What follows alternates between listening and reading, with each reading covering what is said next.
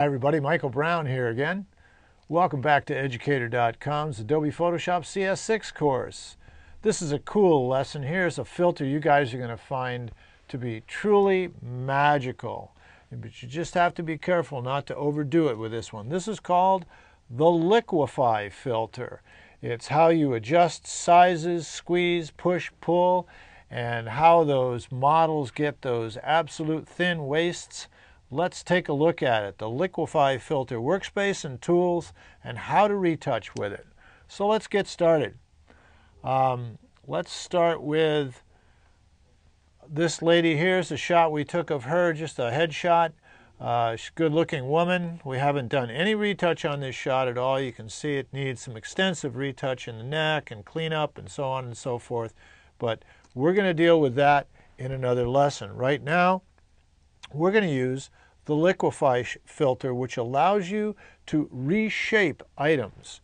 For example, if you look closely at her chin line and her jawbone line, as she is aged, the inset just between the chin and the jawbone has dropped in a little bit, and it kind of pronounces the shape of her face. What would be really nice to do is to bring this in the jawbone area and smooth it outward a little bit in the chin area, just to smooth out both of those.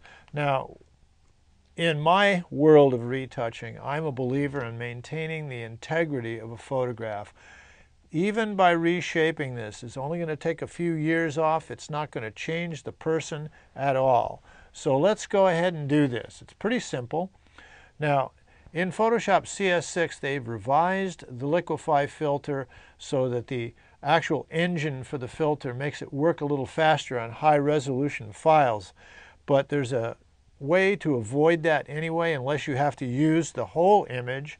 Take your marquee or your lasso tool, doesn't matter, feather of 0, and just drag it across the area. And what's going to happen is that will isolate that area, and when we go to the filter, that's all that we're going to see. So we go to the filter menu, and right down at the beginning, there's Liquify. And when we do so, here's the box isolated to that area. Now, when you first open it up, you're going to see this box right here with a limited number of tools. This is called the Forward Warp tool, the Reconstruct tool, which brings things back, pucker, bloat. This is the push left tool, of course the normal hand tool to move your image around if it's zoomed in a little bit like that, and the zoom tool.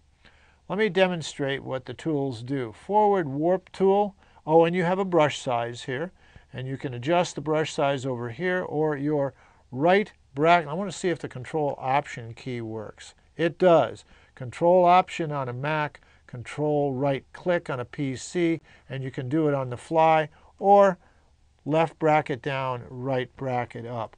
In the case of working here, the cross inside the brush is where the primary action occurs and it falls off toward the outer edge.